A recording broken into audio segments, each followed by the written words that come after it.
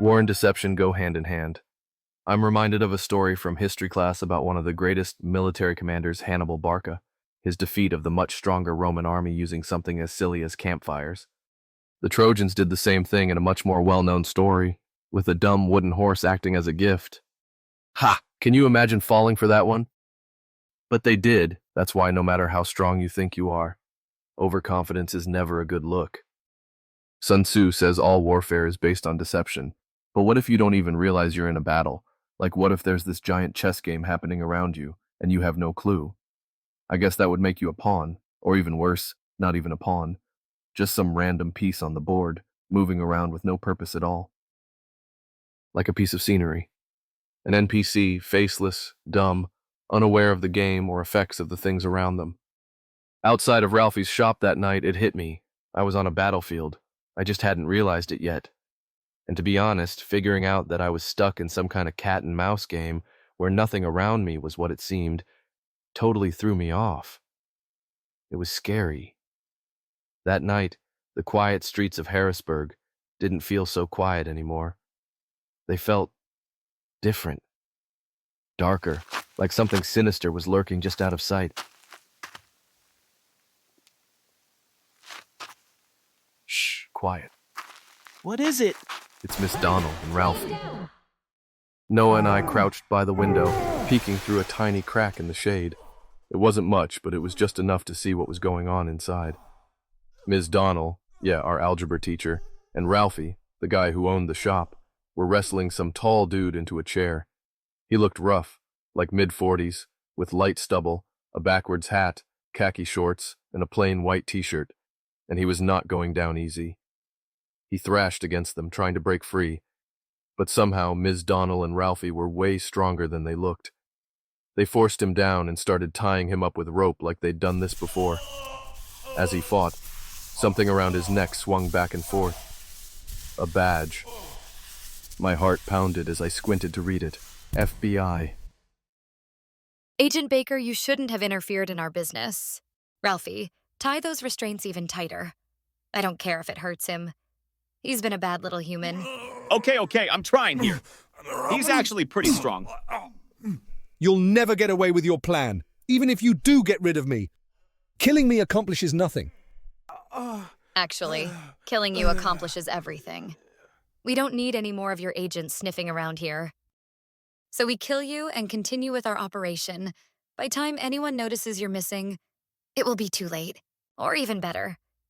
Ralphie here implants J9 into your lumpy little brain, and you become our little human pet. What do you think, Ralph? Yes, a pet is a great idea. I ate my last one, so I'm in the market for a new specimen. Miss Donald reached into her bag and pulled out something that made my stomach drop. A long, needle-like tentacle that pulsed and squelched like it was alive. The sound alone made my skin crawl. The agent thrashed harder against the restraints, pure panic in his eyes, but no matter how much he fought, they were too strong. He wasn't getting out of this. Then Miss Donald pressed the writhing thing against his head. He let out a scream, high, raw, and terrified. I couldn't watch. I dropped my gaze, my whole body tense. Next to me, Noah stared, frozen, his face drained of all color. What the hell was happening in the back room of Ralphie's? Before I could even begin to process, Noah stumbled back, right into a garbage can. Crash! The sound exploded through the alley as trash spilled everywhere. My heart stopped. What was that? Noah's wide, terrified eyes met mine. Go check now! His lips parted.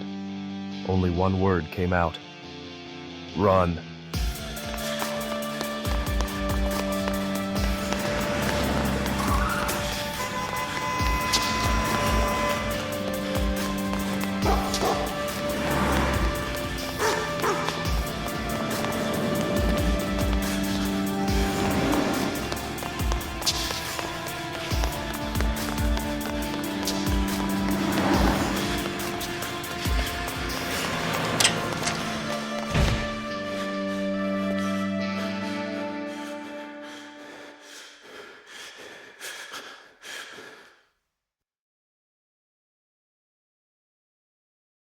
Pen, what did we just see?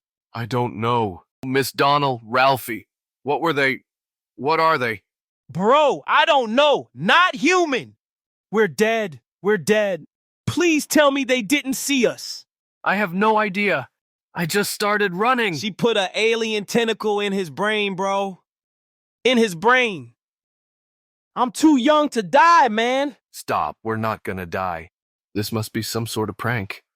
Miss Donnell and Ralphie are good people, the nicest. It can't be them. We both saw the same thing. It was them. What should we do? We can call the cops? You know, like an anonymous tip? Okay, you're right. Let's call. I called from my cell and reported a disturbance in the back of Ralphie's. It was the best I could come up with without sounding totally insane. After hanging up, I kept watch from my window. The shop was open now like normal. The regular glow of the bright lights had returned. People coming in and out, grabbing snacks and drinks like nothing ever happened. Like there wasn't a guy getting tied up in the back while my algebra teacher pulled out some kind of alien horror show from her bag. 20 minutes passed before a police cruiser finally rolled up. The officer strolled inside, stayed for a bit, then came back out with a slice of pizza and a soda. He stood there, laughing it up with Ralphie like they were old buddies. Well, that didn't work. Just as I was about to figure out my next move, I spotted my mom's car turning down the street, pulling into our driveway. She was home from work. And that's when I remembered. The cut on my eyebrow. Great. Now I had to explain that too. Even though, honestly, it was the last thing on my mind. I'm reminded of a story about a group of Norwegian freedom fighters from World War II who found out about Hitler's plan to build an atomic bomb and went, "Nope, not on our watch," before sabotaging the whole thing. They saw the danger right under their noses and took action. We had uncovered something just as sinister. And now, me and Noah, we were in the same boat. But what did we discover? I wasn't even sure. And worse, did they see us? I had no clue. All I knew was that we had stumbled onto something we couldn't just pretend didn't exist. Now we had a choice. Dig deeper and find out the truth, or walk away and hope to never see anything like that again. Hey boys, how's it going in here? Miss Dyer, how are you? I'm okay, Noah. Work was so busy. How are you guys? Hey, Mom, we're good. I brought home a couple Outback meals. You guys eat up if you're hungry. All of a sudden, the feeling of being hungry hit me.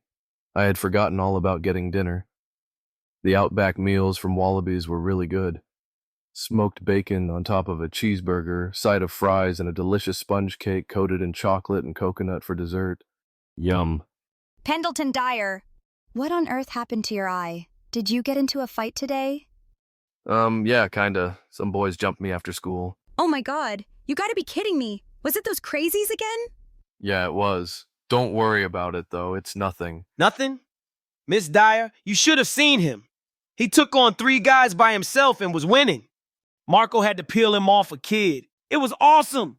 Marco was there, your MMA instructor? Yeah, he broke it up. Please, Mom, don't make it a bigger deal than it is. It was just a disagreement. We're all good now. A big deal is another kid putting his fist in your face. Does it hurt? Nah, Ava patched me up after school and put ointment on it. Can we drop it?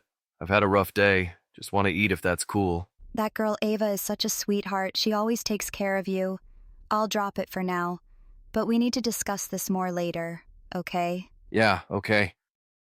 Well, you two have a good night. I gotta head home. Let's link tomorrow, bro. Noah, bring one of the meals with you, and tell your mom I said hi. Okay, Miss Dyer, thanks. See ya, bro. That night, I couldn't sleep. No matter how hard I tried, I kept tossing and turning, my mind stuck on everything we'd seen.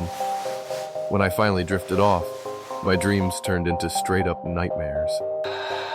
Shadowy figures lurked behind me, following me through town. And that thing, that bulbous, breathing tentacle Miss Donnell had pulled from her bag, I dreamed it was slithering up my leg, its slimy, pulsating body tightening around me. I kicked and thrashed, but it wouldn't let go. I ran down Allen Avenue, past darkened houses. I sprinted toward the school, desperate to escape, desperate to get as far away from Ralphie's as possible. But then the store. It rose from the ground like some massive spaceship, its neon sign flickering as it loomed over me, and it was following me. I pushed myself harder, my lungs burning, my legs screaming. I finally reached the school and yanked open the doors and froze. Miss Donnell was standing in the hallway, staring right at me. You've been a very bad human. I think you also need to be punished. What you think, Ralphie? I agree. Let's get him! No, stop. I didn't see anything. Ah! I hate nightmares. The difference this time, I was waking up to a nightmare.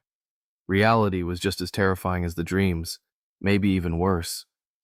This couldn't be healthy. 3 a.m. Good thing it was the weekend.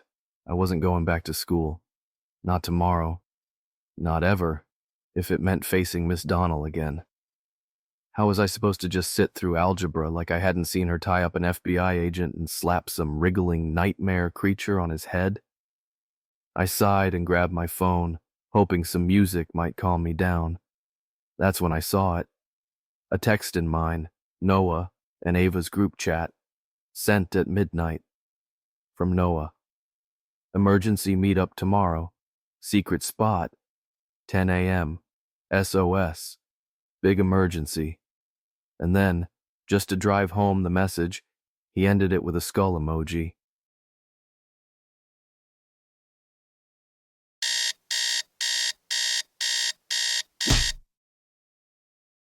Saturday mornings are a beautiful thing.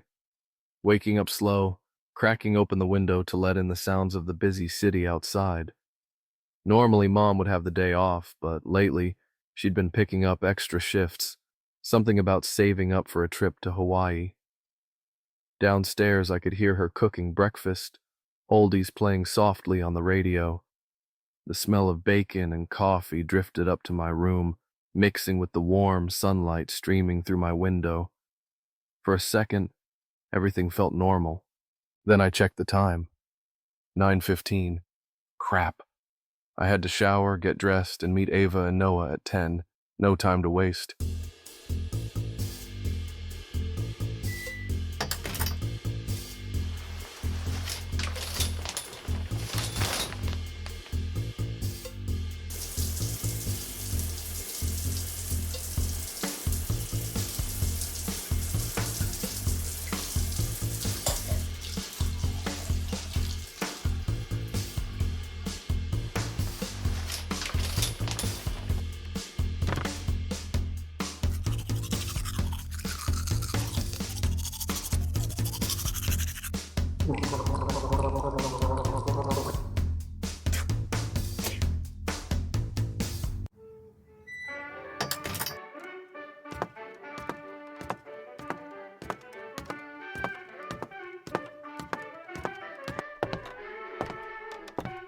Morning, Pen. You hungry? I fried some eggs. Morning, Mom. Can I get it to go? I'm supposed to meet Ava and Noah. Oh, come on. You never have time anymore for your poor mom. Oh, stop. You're being dramatic. Aren't you working today anyways? Yeah, I picked up Angie's shift at noon. Saturdays are usually good money makers. Hopefully. You guys should stop by for lunch. Okay, I'll see if they wanna. I'll text you if we head that way. Okay, sounds good. Also, I talked to Marco last night. He said you were only defending yourself and that he was proud of how you handled those kids. He wants you in class tonight if you can make it. Please, try to make it. Marco's a good man, and those classes are paying off. All right, Mom. I'll try. I really gotta go now. Love ya. Okay, Pen, be safe. Here, take some food. You're the best. Thanks.